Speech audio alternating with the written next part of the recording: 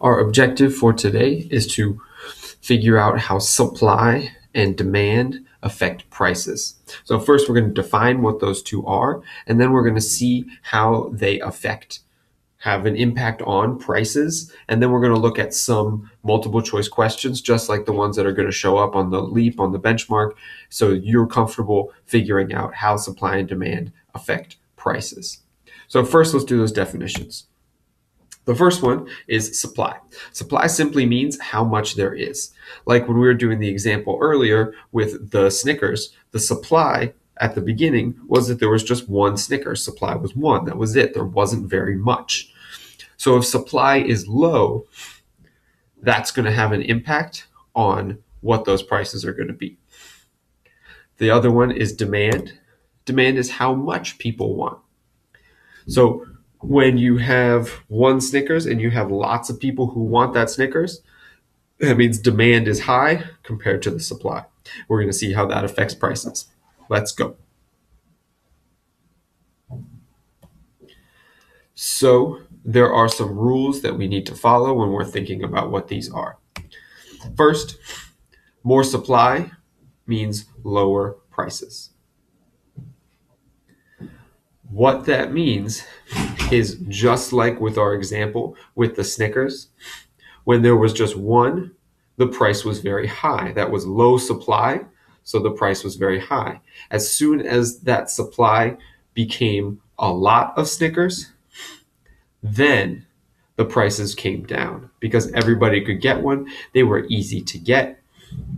Price comes down when there's more supply.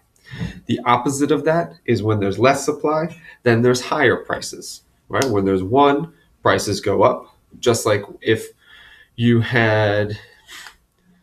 there was gold everywhere and everything was made out of gold, gold wouldn't be worth very much because there's too much, right? The supply is too high. But if there is just a little bit of gold like there is now, then it's very expensive. The price is high.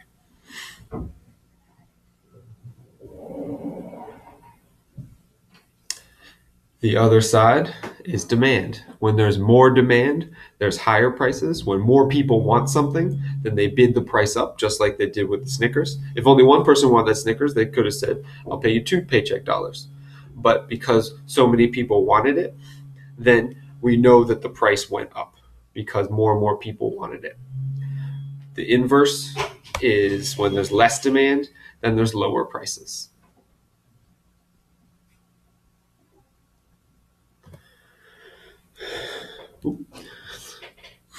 So let's look at some questions like the ones that are going to show up on your benchmark and on the LEAP.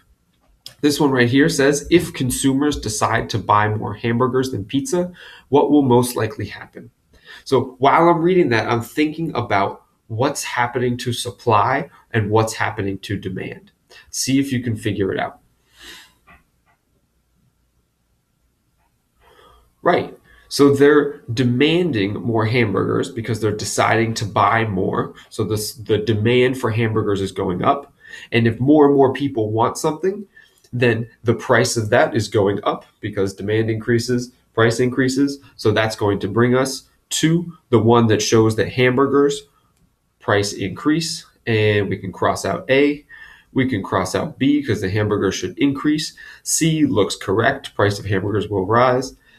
D is wrong, right? C is the correct answer. Try these two for yourself. See if you can figure them out.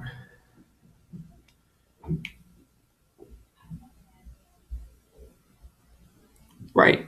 Less demand means that the price is going to go down. Less demand, less price. Now that would be A. In this one, you have to think about what effect this law will have on the supply or the demand for the oil market. And then you can figure out what the answer is.